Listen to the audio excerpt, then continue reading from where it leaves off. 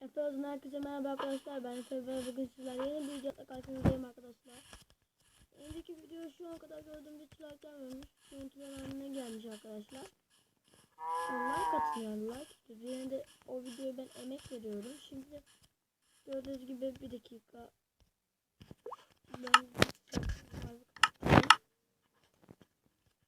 Arkadaşlar otomatik şömine sistemi yapacağız.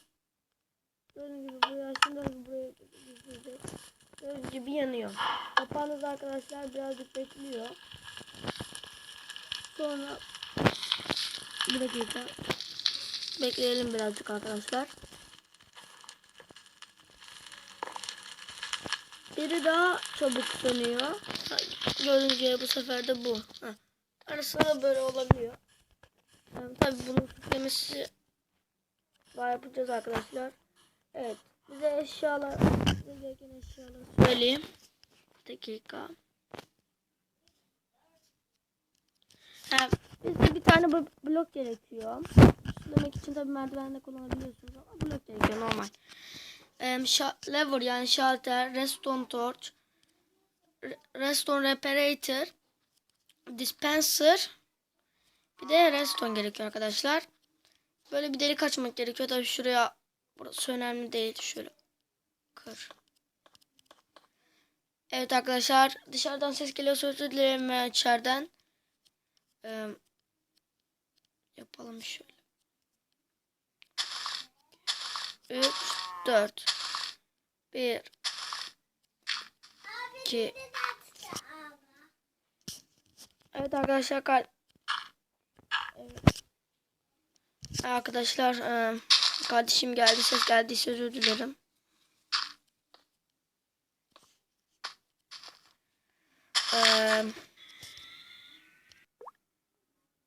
Evet arkadaşlar, döndüm. Videoyu durdurmak zorundaydım birkaç dakika. Kaç gitmişiz? 1, 2, 3, 4, 5, 6. Arkadaşlar videoyu ben daha yeni çıkardım. Yani diğerleri yaptığımı bilmiyorum. Kimseden öğrenmedim.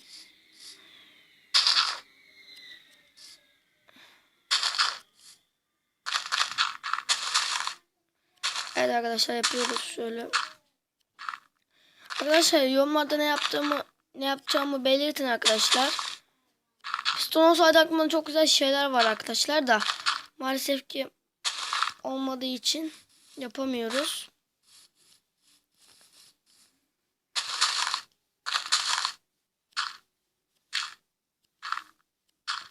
Evet arkadaşlar.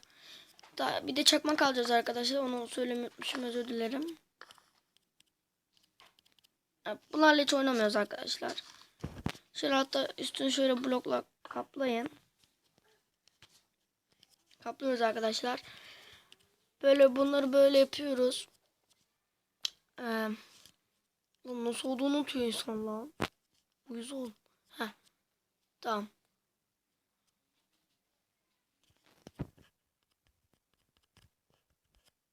Şöyle getiriyorum.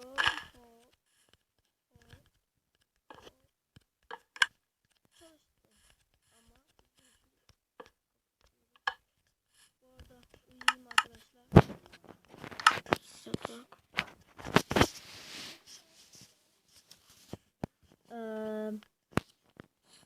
Arkadaşlar CTF çekeceğim dediğim gibi ama şu an biraz benim internetim sorun çıktı internet arkadaşlar. Yani o yüzden birazcık yani sıkıntı var.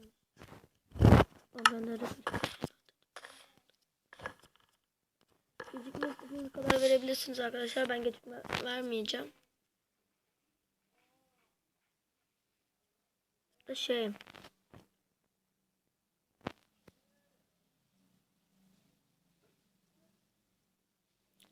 Dur ya, nasıl yaptık?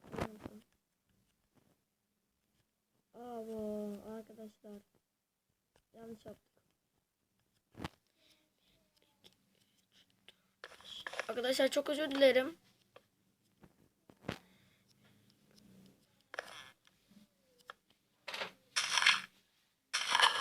Evet. Mallık yaptık şu an. Bayağı hem. Uyuz oldu.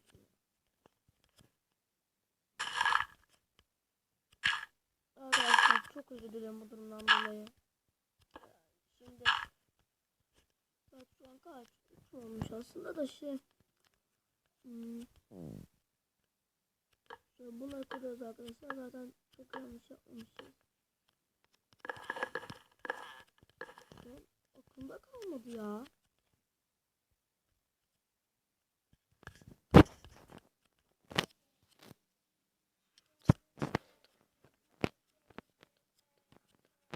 Bu kadar galiba. Tek iş şey çok mu şöyle olsaydı daha iyi olur. Aslında.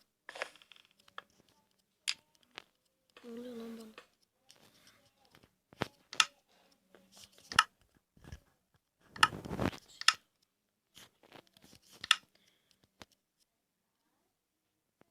Hop arkadaşlar gördüğünüz gibi yanıyor. Biraz bekliyorsunuz o kapandı.